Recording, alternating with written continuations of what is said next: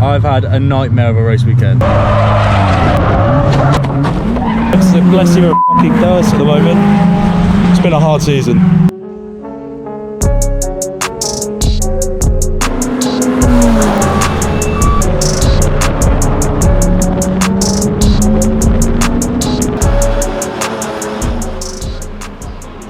So we are here at Zandvoort. We've arrived from England to the Netherlands, and what an unbelievable track. This is probably one of my favourite tracks on the calendar. Well, definitely my favourite track on the calendar, maybe even ever. Some of the corners are absolutely insane, like the two bankings are just mind-blowingly fast. And another exciting fact is that F4 are racing with us and Janetta Juniors. And just Zandvoort is amazing. The beach bars, everything. All right, we're on a boomerang. We're on a Charlie Blowout boomerang. Vlogging. Double Charlie vlog. We have just finished, what, Friday testing, got qualifying tomorrow, 9 AM. When's your qualifying? 11:30. 11:30. We're both going to be a pole. It's going to be a Charlie lockout. Good last session. Hopefully we can put that to a pole. If it's not a pole, I'm happy with 4th place. This track is a toe fest, so should be good. Got the schnitzel. Look at the food. Sunset on the beach. There's the sea there, I promise. Yes, that's it. And a seagull. Morning. We are at Zandvoort, ready for qualifying. We haven't run any cyclists over on the way in today, so that's already a win, and we've stayed on the right side of the road, so that's pretty good. I think we're on a slightly different strategy this weekend. Because Zandvoort is so fast, and the fast flowing corners mean the toe is so strong, it really doesn't matter where you qualify. So the track's super abrasive. We know new tyres could be up to like 6 tenths for the first few laps quicker. So we're going to save them for the race, and we're just going to qualify on old tyres and just see where we end up. Hopefully round top 4 will be all right. We're going into qualifying now. I've opted to use my old tyres because I know the track is super abrasive and I want to save my better tyres for race 1, as we mentioned earlier. But I found the balance was super hard in the car because it had rained the night before and we were the first session out, so the track was super slippery, as you can see, with these snappy oversteer moments. The mixture of relying on a good toe plus putting a good lap together made it extremely difficult in these conditions, but I was still happy with the results. So qualifying now done, that is a P5 and a P4. So I mean, I didn't want to start on pole anyway. We know the slipstream around here is insane. I'm excited to bolt some new rubber on now for race 1 and hopefully make up some of those spaces. We're about 5Ks down on everyone on the straights and the speed traps. So it was never going to be an easy weekend, but let's try and secure some podiums. So race 1 is underway and I'm super excited. I've got a brilliant start. Done Harvey off the start on the right, and I do Lars into turn 1, just round the outside, keep it pinned all the way around. Nail the throttle. Bit of oversteer, but I managed to make the move work, and now I'm up to 3rd place within 2 corners. That's probably the best place to be around Zandvoort, but I'm following the leaders. As you see, I've even got a mega drive out of there. Philip went pretty defensive, didn't miss the apex a little bit, still managing to gap me, and this is a prime example. Coming out of here, I've nailed the apex, I'm right behind the boys, and I'm just not closing the gap. Even though I'm right behind them, they're still pulling very slightly. This is more exaggerated later on, I'll show you what I'm on about, but I managed to get them on the brakes into turn 1, close that gap right back up, slot in behind Bianchi, and now I've just got to try and outpull Taylor, which never works. So I'm back into 3rd place. Taylor's outpulled me, but I know I'm super fast in this infield, and I know I've got to get in front of the boys and slow them down because I have no straight line speed. So I've got to do all my overtaking in the middle sector and then hopefully cling onto a toe. But Taylor comes back down my inside, I let him through, and I've got one more chance to overtake here before the main straight. And I want to kind of keep these boys behind me, so I go down the inside. Didn't expect Taylor to turn in, so suddenly whacked his wheel on the inside and made a huge mistake, which left me facing backwards in the track, which was absolutely devastating. Now I'm in last place. I've caused a bit of an incident. How can this get any worse? Front wheel arch starts flapping, which is super distracting. I'm now catching up with the pack in front. This guy runs a bit wide, gets a bad exit. I managed to do him on the lap. I'm coming up behind Gareth Lucas now, so this is another place gained. Coming down the outside, and I've got the inside for this next corner, but politely he lets me through. Peter Mott is doing some wall riding around the banking, which is, I've never seen anyone go that high, which is pretty insane. I managed to do them on the brakes here. Like you said, I'm really having to work for these overtakes. I'm doing them on the brakes or in the corners rather than in the straights like you usually do Caterham racing. Ryan Wilby's gone quite defensive. I've managed to pull the undercut here, nail the throttle, and my wing dispatched, which is really good. Caught on to the next pack in front. I know I've got to put the pressure on here, so I follow the car down the inside line. I know they've gone side by side, and you always want to follow the car on the inside, so just remember that. I've come round the outside, select second gear, nailed the throttle, and I've just managed to pull in front of him. I was super fast in this corner, couldn't catch him on the straights. I went to the left hand side, it wasn't quite a big enough gap, and I had to back out of it. Looking again, look, I'm just alongside every single time into turn 1. There was no way that I could manage to get an overspeed and cleanly overtake into turn 1 like everyone else was doing.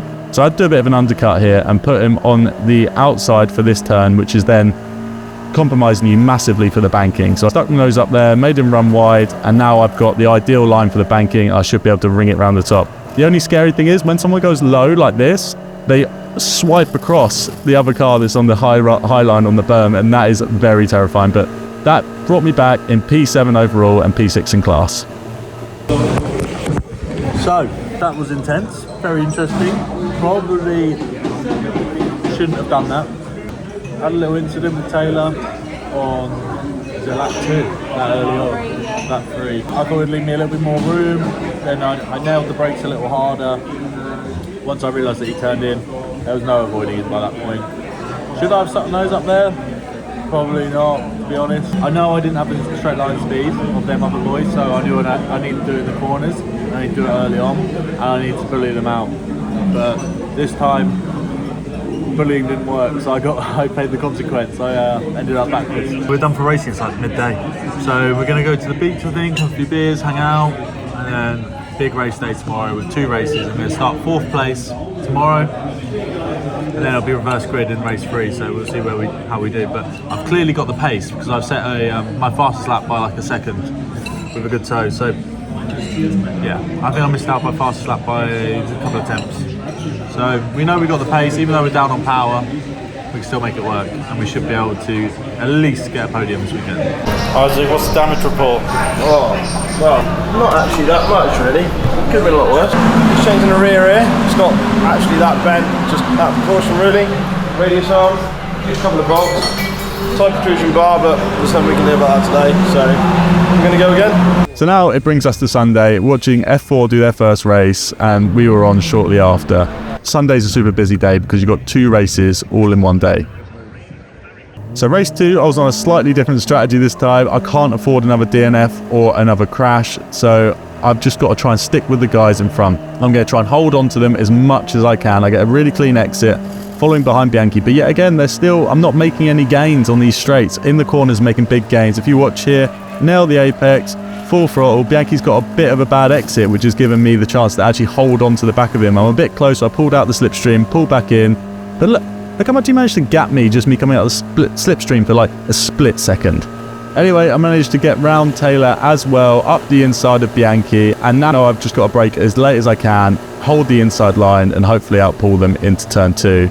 Nail the brakes, down to second gear, almost parked it on the apex, smashed the throttle, and I was leading. I managed to hold on to the lead throughout this whole lap, which is pretty impressive. As you can see, the gap is massive behind me, like monstrous. I would never be able to recover this gap, but even before the start-finish line, I got absolutely mugged. Not by 1 car, not by 2 cars, and not by 3 cars, but almost 4 cars try and come around me.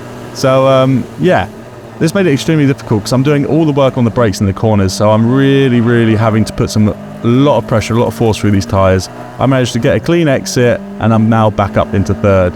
Lars has gone super defensive here. Look at the line he's taken. I've managed to hold way more apex speed, nail the throttle even earlier, and I get on right behind him, pull to the left-hand side, and just have to pray that I can outrun him into the braking zone. I've got the outside line, which isn't ideal, but Lars backs off. On the brakes I go, turn in, catching up with Taylor under the brakes, and now I've got a nice slipstream of Taylor in front. I managed to get past him into turn 1. So like you can see, the car looks very competitive at the moment. It looks very fast.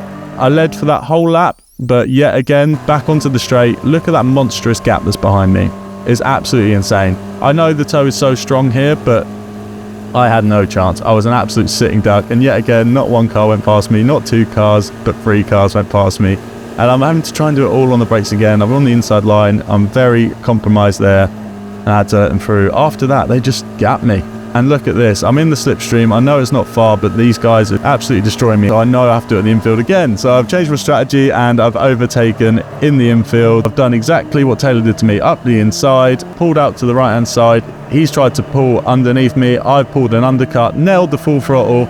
I should have such better drive out of here and speed, but I'm getting outpulled, and that is ridiculous because he was on the rumble curb going sideways. Anyway, this is the most important one. Nail the throttle and they just start to gap me. This is a true representation of what the race felt like. They were just absolutely tearing away from me. You can see from my hand lifting up, I'm just not impressed. They go 4 abreast here, and I'm still not managing to get a good toe. I'm having to do it all on the brakes again. So nail the brakes just after the 100 board, down into second. I managed to use all the momentum, and I'm trying to do Lars on the exit, but I don't quite manage to outpull him.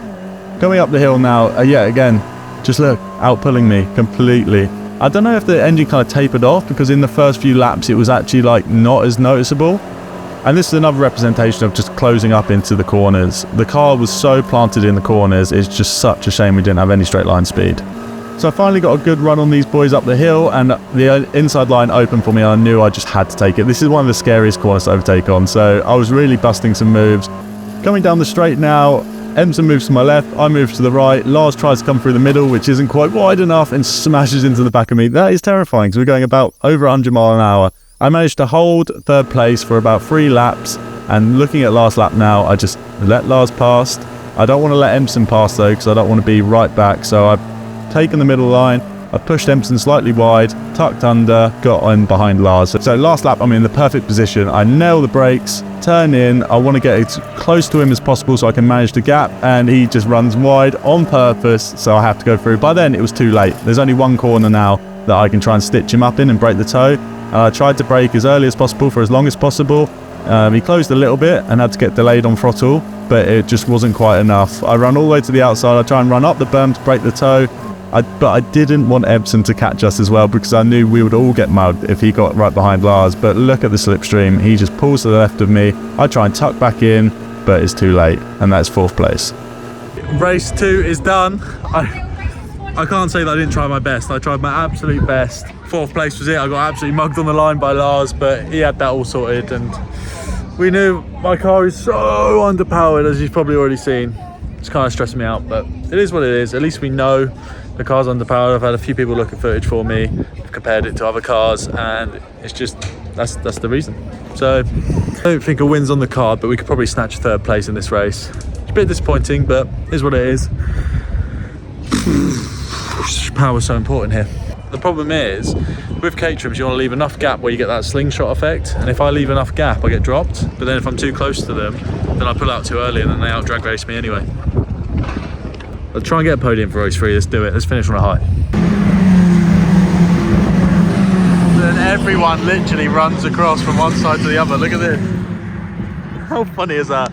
That's probably the funniest bit about Zandvoort. We're watching the boys now race in their road sport. Charlie won the first race, Will second, and now they're pretty much doing the same but the opposite. About to go out, got to pull something up my arse because we're now starting 6th because they pulled the reverse grid out of top 9. So I'm 6th, and then all the front boys are behind me. So if I can get them behind me, that'll be good, but I can't imagine that happening. Why did they go? No idea. Don't worry, man, do you? So as you heard there, the engine cut out randomly, which was really strange. I don't know why it did that, but on the out lap it was fine. As I slowed down to do burnout to warm up my tyres, the car just cut out and stalled, which is absolutely terrifying on your green flag lap as I'm about to pull up to the grid. I was literally moving at 4 miles an hour. I just managed to get it bump started. So I rolled to my box very gently. Red lights went out. I managed to get off the line. Everything's working fine at the moment. I'm a little bit confused on why it's dropping out, but I wasn't too concerned. But the thing that did concern me was the car was a little bit arsey. Like, you see me laying on the throttle now and it's squirreling about, and just here I've gone in quite reserved and it is just oversteering everywhere. And I thought, this is a bit strange because it had good grip on the left-handers but no grip on the right-handers. I thought maybe there was a bit of damage or something that the mechanics hadn't found from the last race, but quite honestly, I was following too close to these guys to notice. It was just, like, it is all over the place in them fast corners. But then, like I said, left-handers, completely mint. I managed to nail the throttle. It had loads of grip. It was only until this next corner is when I really noticed. I just turned in, broke quite casually, and the rear end went round, and there was no saving it. It put me all the way onto the gravel, onto the exit road, and this is where, quite luckily, the 3 boys get past me that are behind. And you'll realise why that was lucky in a minute. Coming into the braking zone now, I've just got the outside line. Lars has pushed Taylor wide. I've tried to go down the inside, but I just can't put the throttle down. It's just sliding all over the place. I'm thinking, what the hell is going on? I've got a good run on them up the hill here, but luckily I was a bit tentative and I broke early, turned in because I didn't want any oversteer, and the boys had a massive crash in front of me. Goldstein appears randomly in front of me, and I'm thinking, what the hell has happened? And now I found myself in second place with all my main rivals crashed out. It was absolutely bizarre, but all I needed to do was finish this race. Again, trying to put the throttle down. The car is going nowhere. It's just going sideways. I've hung onto the back of Empson for a few laps now, but I knew if I stayed behind him, I could probably stay with him, but there's no way I'm going to overtake him, and if I do, I'm just going to slow him down. The car is just an absolute handful, and it's getting worse and worse and worse. I follow Empson now, so I've got a good run on him, and I know I've managed to overtake him down the inside here before because he runs quite wide. He did brake quite late on the outside line, but then cuts me off in the middle, so I have to back out of it. But you can start to hear the engine sounds a bit funky, and I wasn't quite sure what was going on. I didn't know if a wheel was rubbing or something like that, and it started to get worse and worse and worse. And right now I'm like, right, something's terminal, it's bad. I'm going to come off the racing line, let the guys behind me pass, and just try and limp this thing back to a marshal post. But I couldn't find anywhere to stop. I didn't want to cause a yellow flag or anything, so I'm just going to nurse this thing round and find somewhere safely to pull over. But I saw some blue smoke come from the bonnet. I looked at my temp gauge, look up, by then it was game over. Switched the car off and just coasted it all the way into this marshal post here, which was the first safest place I could have gone. And quite frankly, at this point, I was a bit relieved, to be honest with you. I've had such a terrible weekend. As you see, with the straight line speed, the team tried as much as they could to try and get the car better and working right. Jesus Christ, so I realised the car was getting arsey, and I thought it was from the knock earlier and something's out of line. It was so bad, so hard to drive, and turns out there was oil going onto my back wheels. That's why it was hard to drive, and then the engine blew up. So we've been down on power all weekend, it's finally give way. So I don't know if it's a blessing or a fucking curse at the moment. It's been a hard season. Nothing but bad luck for me. It happens. Look, I'll try and show you all the oil here. See, he's been squirting all over my tyre. You can see on the inside it's all oily. So no wonder it didn't handle very well. And then there was a massive crash. Oh my god, I don't even know how I avoided that at the beginning. Looks like it's going to be some funky results from this race because Taylor's lapping around miles ahead, and I was holding on to third place until it blew up, and Gareth could even get a podium here. There's Taylor, the leader. Here the other 3 coming through. Gareth's in podium positions at the moment. That's awesome. And this is how it ended up. I've had a nightmare of a race weekend, but now we're just dripping oil all over the track. I'm not sure why they're doing this. My little parade lap round Zandvoort, last lap of the weekend. I have absolutely loved it though. The track is absolutely amazing. This can't put a downer on the whole weekend, and the results weren't what we wanted. Probably lost third place in the championship, but hey ho, shit happens. And I'm just going to go to the bar, say hello to people in the grandstands. Waving. Yeah. Right. Let's go back to the garage and figure out what actually did happen and why it exploded. Points at me. Is that at me? Yeah. You're in the middle. Your head's in the middle. Right in the middle. Yep. All done. Right. Race weekend over. What a fucking weekend, eh? I don't know. It was one of them. I've been so disappointed all weekend about being down on power. The engine's finally go pop. It's kind of like the fucking cherry on the cake. We managed to get it done. We got good results regardless. Yeah. I mean, it's not my weekend. It's not, so that's fine, and we know that. And I don't think I could have driven any better. The car felt phenomenal. The team put together a really good race car. Just a shame that the engine went pop. I don't think it was anyone's fault. There was nothing we could have done to prevent it. And that's just racing, and that's what happens. But hopefully going to put a brand new engine in, and we'll see you at the next race, which I believe is Snetterton. We're going to do an endurance race in Snetterton, and that will be a super fun one, so I'll see you there. Did you click record for that? Thanks, Mum, for filming.